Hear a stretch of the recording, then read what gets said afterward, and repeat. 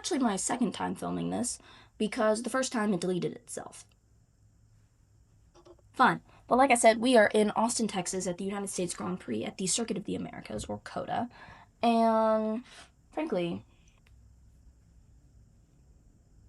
if you're new here, you don't know this, but I lived in Texas for like 5 years. I was born in Dallas, but then moved to Austin. And it's unfortunate that I wasn't in F1 at that time, because I feel like this.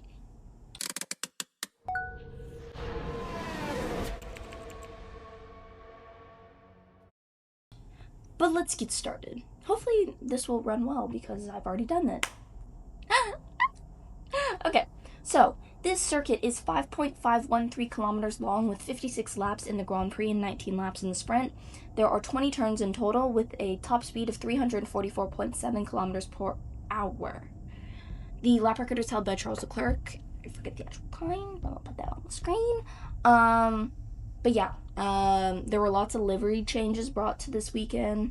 One interesting one was done by Racing Bulls, and it was designed by the artist rapper Shabuzi. Yeah, I don't know. I don't know.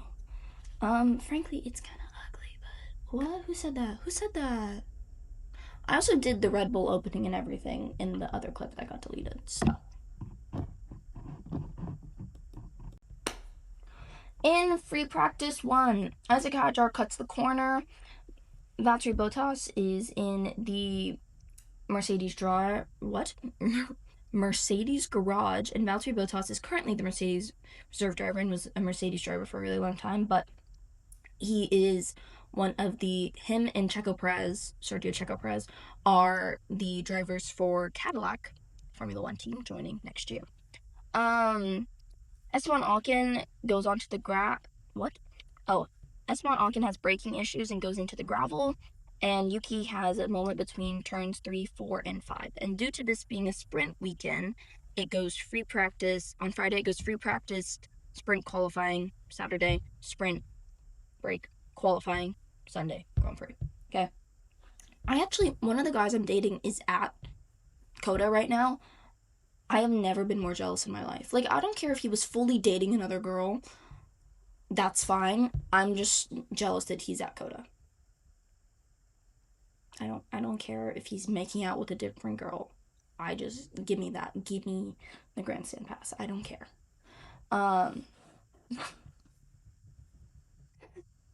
Okay. What am I saying? Sprint qualifying. And the only difference between sprint qualifying and normal qualifying is that all of the times are basically shortened by like 2 minutes. So it's like 18 minutes, then I think it's 13 minutes, then 10 minutes, or 8 minutes. Got it? Okay. And then in SQ1, the only notable thing was that Yuki is out in SQ1. In SQ2, Hulkenberg is able to get P5. And Liam goes over track limits because there was a Ferrari in the middle of the road, which feels kind of unfair. Not 6-7. And then in SQ3, Hulkenberg held provisional pole for like a fat 5 minutes. And that's a great possibility. And then Mr. Max Verstappen comes along and gains sprint pole, with Lando and Oscar following him. I will put the starting grid for the sprint on your screen. Okay. Like I said, the sprint is 19 laps long. Okay, so I had someone comment and ask how like the length of the races and the sprints were decided. So sprints are decided, the sprint in total should be around 100 kilometers in total. So like in this case, since the track is like around like 5.5 kilometers long, it's 19 laps, because if you multiplied 5.513 by 19, it would give you like around 100 kilometers. And then the race lengths are decided by, they have to be just over 300. They have to be like 300 or slightly above kilometers in total. Okay. Now onto this sprint, okay? So, we start off, okay? Max Verstappen gets away, it's good. Lando has an okay start, but Oscar's able to get slightly ahead. But then Lando recovers and is like just barely ahead of Oscar, okay? And while this is happening, Nico Hulkenberg's over here. And Nico Hulkenberg hits the rear of Piastri, which then hits Lando, which then hits Fernando Alonso. Fun, right? Fun. Okay. Due to this, Lando's full ass wheel flew off, and just Lando and Oscar were done. Alonso was done. And yeah. Hulkenberg's front wing then flew off, and yeah. Then 10 laps go by, pretty calm, and then George makes this move for Max where he basically lunged at him, but it was just not, it just did not work out, and he had to resort to going onto the grass. And then contact between Kimi Antonelli and Oliver Berman, and people were very sad about this because they thought it was a Bertinelli, Baron Antonelli, divorce. I don't know what to tell y'all. As a Verstappen fan over here, I've seen this a lot. It's just an incident. That's my lifeline. Okay. I need help. Where were we? Sprint.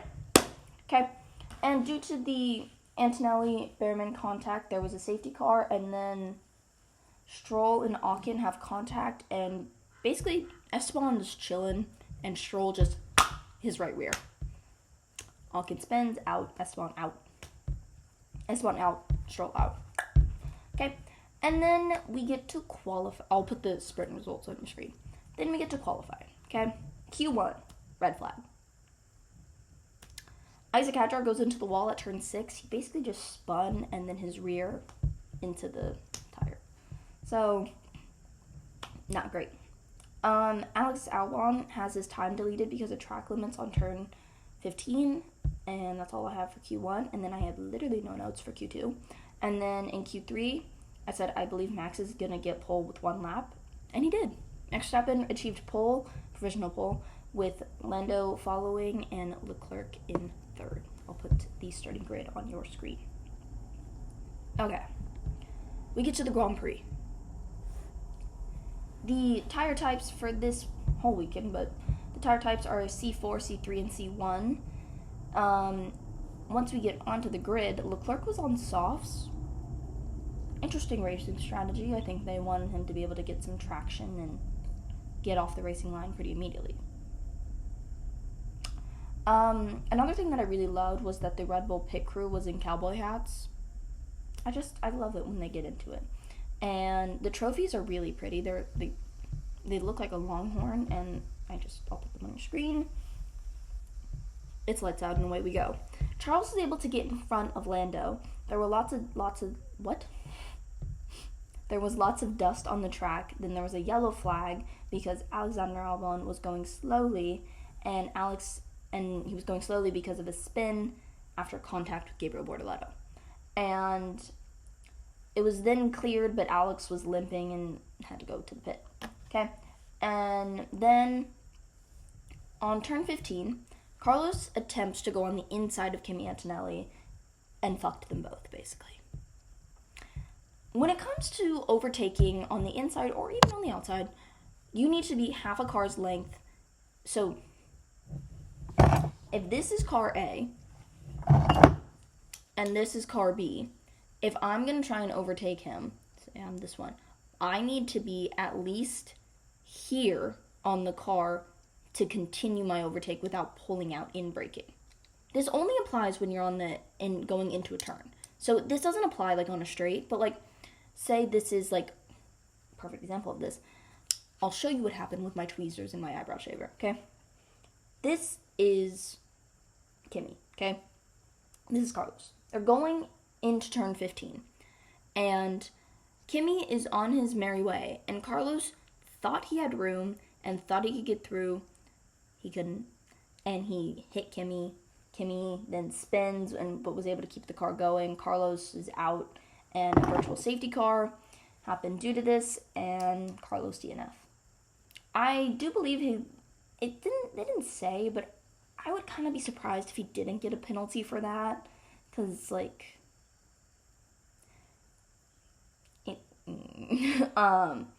then virtual safety car ending on lap 9, and Charles basically shoves Lando off the track, causing Lando to get a black and white flag, which is, I really only see it with track limits, but, so, say I'm Lando, and I've gone off the track I've gone out of the track limits 3 times, they'll wave a black and white flag, which means if I do it again, I'll get a penalty, okay? Not good, right? But in this last instance with Lando, he had nowhere to go. It was either he went out of track limits or he hit Charles. So I fear it's kind of I don't know, maybe I'm just a Lando defender, but